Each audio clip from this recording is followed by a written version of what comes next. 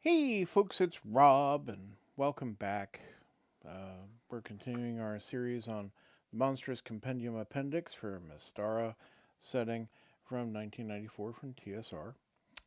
And hope you've been having a great day. Today was, at the point of recording, Friday the 13th, and I don't have an issue with that date. I had a nice, relaxing day. And I hope you did too.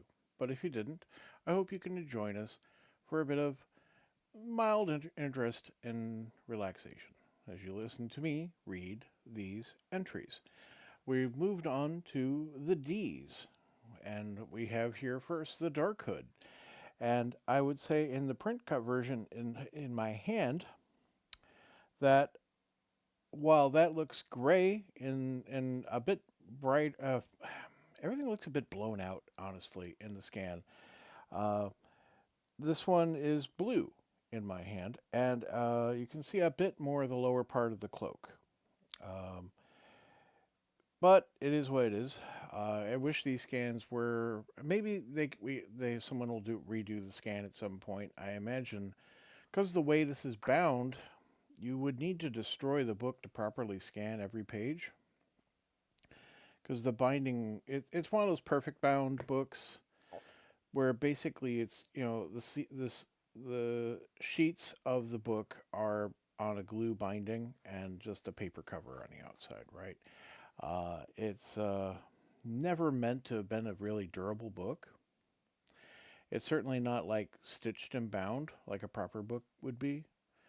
But so many books are of this kind of disposable nature. This is basically your common paper book kind of binding, right? Um, all that aside, let's get to our first monster, which is the Darkhood. Its climate slash terrain is subterranean. Frequency very rare. Organization solitary. Activity cycle is night. Their diet is fear. That's your first interesting point here so far. Intelligence high. Treasure type W, and it's functionally a layer treasure type, but we'll get into why that is. Alignment neutral evil. Number appearing 1d2. Armor class -2. That's quite difficult for lower level characters, but that's not the only issue with attacking the Darkhood. Movement 24. See below. Hit dice 13, so it's quite robust. Thaco, that is to hit AC 07. So if it wants to reach out and touch someone, it's fairly capable of doing so. Number of attacks 1. Damage per attack is a d4, which is its attack is a touch. Special attacks are fear and pursuit. Special defenses, it's +2 or better weapon to hit, and it has other immunities. See below. Even a silver or +1 weapon is insufficient. It won't cause any harm to the Darkhood. It needs to be a +2 or better weapon or a magic spell. Like magic missile will still work. But you can't just burn it with oil. You can't even that basic starter magic weapon that you gave the party. While it may have worked on a white, it won't work on this. Magic resistance nil. Size medium, 6 foot tall. They're basically human size. They are fearless. That is essentially unbreakable morale at 20, and XP value 5,000. The Darkhood, also called a Rorfier, is a spectral undead creature that thrives on fear. Although the creature seldom causes much physical harm to its fleeing victims, it often leaves a party of adventurers scattered, weakened, and vulnerable to attack by other monsters. The Darkhood appears as a translucent gray figure wearing a cowled robe with its face completely shrouded in shadow. It does not speak, though many scholars suspect it understands several human and demi-human languages. So it presents itself basically as like Christmas goes to Christmas future, right? Uh, Combat within its domain of abandoned ruins or foreshadowed lands. Or shadowed lands. A Darkhood glides insubstantially and can even travel through solid objects to stalk its prey. The Darkhood draws fey visions from the dark depths of its victims' imaginations. Those who are the most intelligent have the most fertile minds and thus are the most susceptible to the Darkhood's attack. All who see a Darkhood must make a reversed ability check by rolling higher than their intelligence on 1d20. Characters who have recently suffered particularly harrowing experiences may receive a penalty from 1 to 3 from their die roll at the discretion of the DM. To those who pass the reversed intelligence check, the shadowy void beneath the creature's cowl remains empty. To those who fail, the cowl fills with hideous visions from their own nightmares. Characters experiencing a hideous vision flee in terror from the Darkhood, running maniacally at top speed for up to 1d4 plus 2 rounds, so that'd be 3 to 6. Changing direction every round at random. Running from a Darkhood is exhausting. Fleeing characters must make a saving throw versus spell each round of flight, or temporarily lose 1d3 points of Constitution, plus any hit points that may result from a Constitution bonus being lowered. Any character whose Constitution drops below 3 will fall unconscious until it rises to 3 or more. Lost Constitution is regained at a rate of 1 point per turn.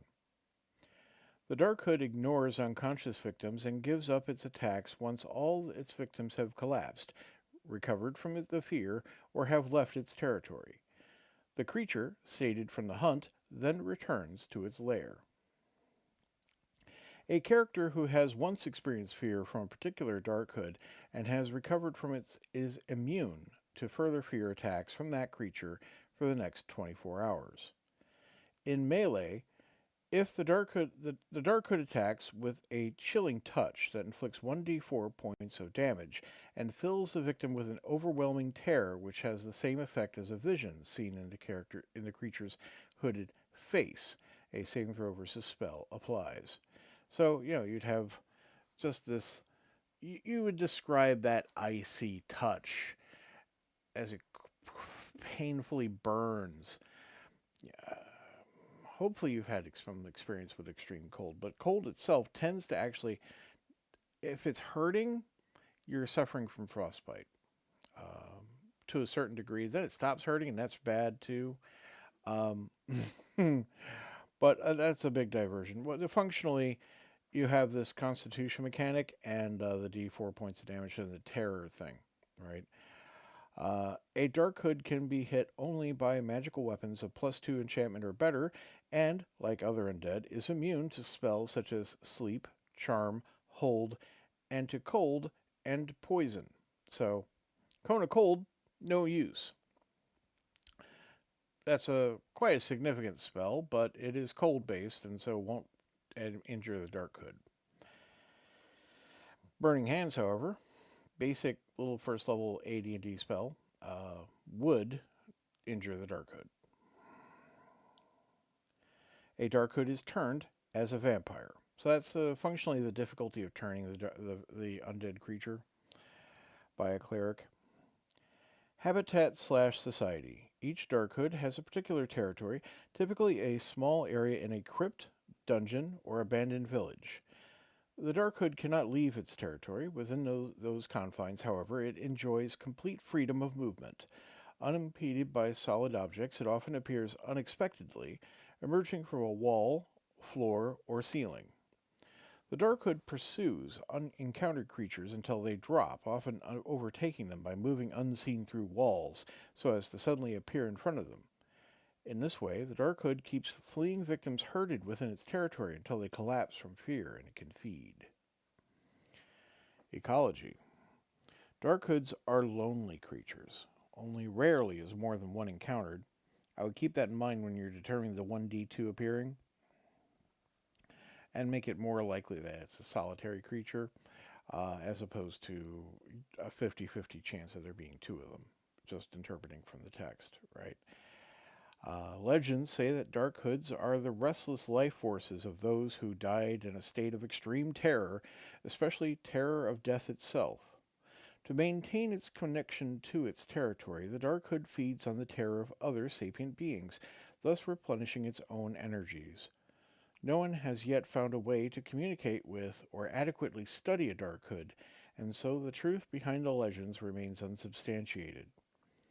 Occasionally, the tie of a Darkhood to an area is so strong that it cannot be dismissed, dispelled, or dispersed through magical combat. If vanquished in combat, the Darkhood later reforms and returns to its territory. In many of these cases, there is a special reason for a Darkhood's haunting. If this can be discovered and certain actions taken, the Darkhood can be put to rest permanently. Classic kind of ghost story kind of stuff, right? Certainly useful in that way. It won't necessarily kill your party. If they're, it will kill. It'll easily kill low-level creatures or ones that are fairly weak in hit points, but it will generally. It's not seeking to kill the party. It's seeking to feed off of their emotions. So once it has terrified them all into unconsciousness, then it leaves them to recover. And actually, they're all immune to that effect for the next 24 hours, at which point, if they were to seek out the Darkhood, they could then try to actually combat the monster if they actually have the capability of doing so. But, not so useful for longer story hooks, but certainly good for a story. Or for an area in an area, like if you're running a sandbox, I could certainly see this haunting someplace, right? And it could be a legend or a ghost story that people tell. Let's move on to the next one. Darkwing, not to be conflated with the Disney production of a duck. Certainly not by the picture there. Again, I feel like the picture I have in the book in my hand is a bit darker in presentation, but it's obviously an accurate depiction. Otherwise, green with blue wings and long teeth and sharp claws. Certainly nothing like a certain duck. Climate/terrain. Any cavern, mountain, hills, plains, night only. Frequency, very rare.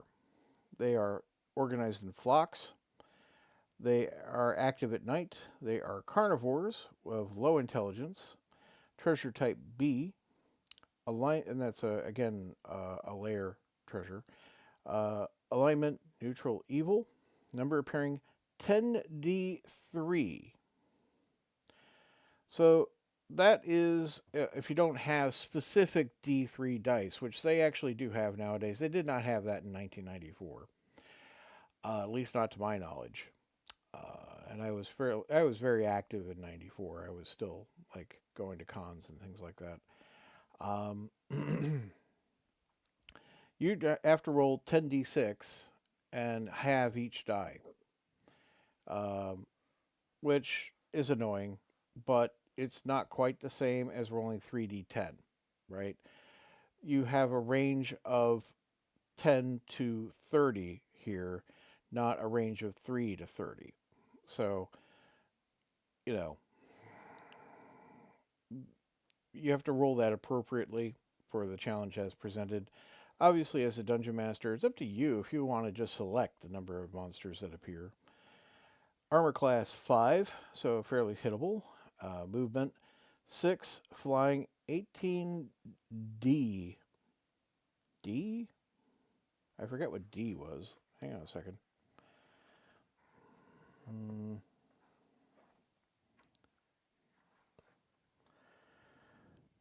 Flying, swimming, burrowing, climbing, gliding, moving across webs. Oh, there's no D here. Well, it'll be clear in the text. Hit dice 3. Okay. To hit AC 0, 17. All right. So these so far so medium, but there's like 10 to 30 of the things, so that really does change the action economy. They get 3 attacks as well. D4 for two claws and a D6 for a bite. Special attacks none. Special defenses none. Special magic resistance none. Size medium. They are about 5 foot tall.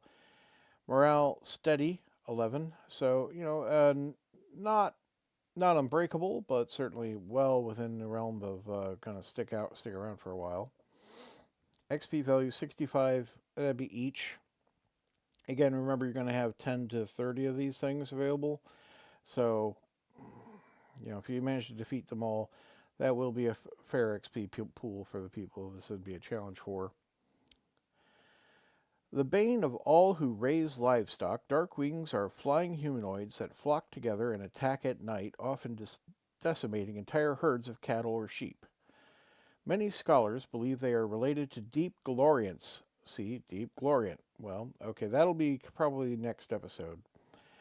Darkwings have scaly green bodies and leathery black wings. Their claws are long and sharp, and their mouths are filled with vicious, sharp teeth. Yep, I'd say the picture holds up that description. All Darkwings speak a simple language of their own. Most of their words concern hunting and status of the flock. A very few Darkwings, that would be status in the flock. That is a different meaning than of the flock. Their status in the flock. A very few Darkwings have learned human tongues. More frequently, the top Darkwing of a flock may learn the languages of humanoids who might be persuaded to join the flock in raids on livestock. Combat. With their dark coloration and gliding flight, Darkwings can readily surprise opponents at night, -4 to victim surprise rolls, as a significant penalty to a surprise roll. They attack with their claws and bite. Two Darkwings acting in unison can sweep down and carry off a human-sized creature, provided both make an attack roll of 18 or more. Larger creatures, such as horses or cattle, are killed and dismembered before being taken back to the lair. Darkwings dislike bright light and never leave their caves when the moon is full. A light spell causes them to fight with a penalty of -1 to morale, attack, and damage rolls. A continual light spell causes them to immediately make a morale check with a -2 penalty or flee into their lair. If they stay, they fight with a -2 penalty to their attack and damage rolls, though each hit will inflict a minimum of 1 point of damage. The effects of light are not cumulative. Darkwings, subject to both light and a continual light spell, fight at -2, not -3. So, a very clear distinction there. Darkwings that make successful morale checks fight to the death, but will still suffer the other penalties listed. Habitat/society. Darkwings gather in flocks, taking full advantage of their numbers and flying ability to terrify and corner their prey. Each flock has a pecking order by which a single leader, the largest and smartest, keeps the lesser individuals in line. The leader who chooses where to fly for the hunt selects the best matches, and so forth. Either a male or a female may lead the pecking order. It is a dangerous and precarious position, as the lesser Darkwings are always vying to elevate their own status in the flock at the expense of their superiors. Dark caves, high and harsh mountain ranges, are the preferred abode of Darkwings. A Darkwing lair is a foul and unsettling place covered in the creature's filth and the bones of their victims. There are always 2d6 young roosting in the ledges around the caves, and they fight only if threatened or attacked. AC 8, hit dice 1 -1, 1 bite of attack of D3. Okay. I assume other stats are as the main monster. So, their Thaco would be 17, right? Ecology. Darkwings are nocturnal and never come out of their dark, eerie caves during the day. At night, they flock to the lowlands to hunt. They prefer easy prey, naturally, and so are drawn to the flocks and herds of human farmers. Few farmers have the wherewithal to confront and drive off these vicious predators, and the Darkwings have few natural enemies. If a flock of Darkwings makes trouble over an extended period of time in a region, it won't be long before they are challenged. It may be a group of irate farmers, or the local knight with his henchmen, whose rents and taxes are threatened if their tenants or serfs are impoverished, or even a party of adventurers champions that will set off to drive off or slay the Darkwings. Because of this, the winged humanoids, rare to begin with, dwindle as civilization spreads. In the absence of human livestock to raid, Darkwings tend to subsist on smaller wild animals such as rabbits and young deer. Like wolves, they prefer the young, the aged, and the sickly over the large and healthy individuals that might prove troublesome to overcome. These pickings are not as easy as human livestock, and so the numbers of Darkwings remain modest even in the wilds. So, interesting, right? Neutral evil creatures, they're not like real intelligent. Um, and certainly, again, useful for like I can totally see you using this as the basis of a mission, right? Possibly a short couple of sessions of like, you have the mission. You need to fend off some of these Darkwings. You need to a bounty is put on clearing them out, and then you need to go and trek to the cave and clear them out, right? Um, it could be definitely a few sessions if you wanted to really play it out. Uh, but let's move forward to our third creature today, the Decapod. Oh, Squidbillies wasn't a thing when this book was published. But my, that looks like a Squidbilly to me, doesn't it? If you're not familiar with the show, that's an animated show that used to run on Adult Swim. uh, but hey, let's move forward. Decapod. Climate/terrain, any forest. Frequency rare. Organization solitary. Activity cycle at night. They are carnivores. They are very intelligent at 11, which is basically slightly higher than average intelligence functionally. Treasure type C. Alignment chaotic evil. Number appearing 1. Armor class 5. Movement 3. CL 9 in trees. So that's that kind of brachiation kind of movement. Kind of like monkeys or Tarzan, right?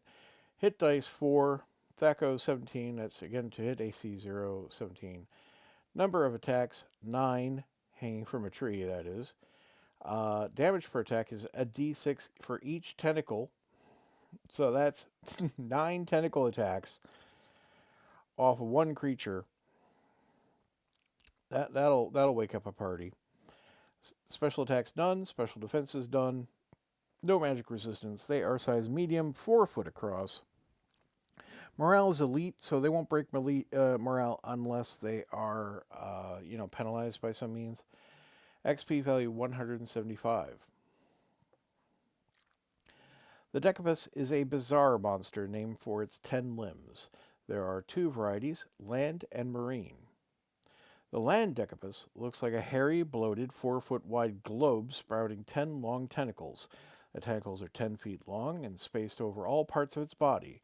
The hair is usually brown or sometimes black, and the body is often green, although purple or yellow examples have been found. In the center of the Decapod's body lies its mouth, which is terrible to behold. It is very wide and has long yellow teeth and exudes horribly foul breath. The marine Decapod looks like just like the land version, with 2 exceptions. It's less hairy, and the colorations include mainly greens and blues. Decapods, and apparently that is our plural, Decapods, communicate with one another using a complex language of clicking sounds and body movements. So they go, so that's, easy enough for you to do by clicking your tongue against the roof of your mouth, right? But, if you got a training clicker, go with that. Combat. The Decapod has keen night vision and limited ability to see an infrared spectrum, 30-foot infravision. It usually hunts at night when prey is vulnerable in the darkness, but these aggressive creatures have been seen hunting at all hours. The Decapod attacks with its tentacles, each of which ends in a sharp, hook-like protrusion of strong cartilage. Propelled by the momentum of the long limbs, these slashing claws inflict 1d6 points of damage each. The tentacles are also covered on one side with suckers, which the Decapod can use not only to grasp its prey, but also to climb walls and ceilings. In combat, the Decapus hangs from the ceiling or tree with one of its tentacles and attacks the unfortunate victim with the other 9. On the ground, the Decapus is much less fearsome. Its tentacles are not strong enough to support its weight upright for long periods of time, so the Decapus can manage only 6 attacks, and these cause only half damage. When swinging from tree limbs, the Decapus's momentum rate is 9. On the ground, the Decapus moves much slower, traveling at about a rate of 3. So, probably not its preferred place to be, and will probably want to leap into an available tree if available, right? But yeah, it sounds also like it doesn't attack the party by like sending one tentacle to each person. It's going to attack a target, right? And that target's going to be a subject of 9 to 6 attacks. It could be a bad day for that person, I would imagine. Habitat/society. These foul creatures are usually found in forests, where there are many limbs and are a great advantage in combat and locomotion amongst the trees. In colder climes, Decapuses tend to be much hairier, in the tropics less. They are also found in swamps and sometimes in wilderness ruins. Decapuses usually live alone, preferring to hunt by themselves. When hunting, they swing through the trees, scooping up any prey they encounter in their tentacles. Only rarely do Decapuses come together for the purposes of mating, and then only for only a brief time. The female Decapus gives birth to litters of 6 to a dozen infants, and then abandons them in a protected place such as the hollow of a tree or an empty cave. The vicious little Decapuses have half hit die and inflict 1d2 points of damage per limb. They grow rapidly. Their first prey is each other. Barring unusual circumstances, one Decapus out of each litter will devour all of its siblings, gaining valuable practice in the skill of survival and weeding out weaker and less aggressive individuals. It will also grow large enough to leave the birth nest and begin to hunt other creatures, starting with birds and small mammals, and eventually moving up to large predators. Because it's, a quite capable predator, honestly, although it actually does have sapient intelligence. And it is chaotic evil. Just pure evil. Ecology. The Decapus preys on other predators as well as herbivores. Its savagery is legendary and fierce, and even fierce wolves know enough to flee from it. It devours hapless humans and elves as willingly as it does its normal diet of squirrels, rabbits, or deer. Even when the monster is full, the Decapus guards the remainder of its kill against scavengers, so that it may soon engorge itself again. And we have a small section on the marine Decapus down here at the bottom. This creature hunts by drifting slowly through the water at a movement rate of 3, with its tentacles spread out around it in all directions. Since the water supports its weight and it has no need to anchor itself, the creature can attack with all 10 tentacles at once. Like its land-dwelling cousin, the marine Decapus lurks as a dangerous, intelligent predator, threatening even sharks for savage dominance of its waters. So, yeah, nasty little thing. And certainly looks it, right? That's going to be it for today. I thank you very much for your attention, and if you have anything to say about any of these monsters, please leave a comment below, or, if you enjoyed this, please leave a like. I appreciate it very much. You have a great day. Goodbye.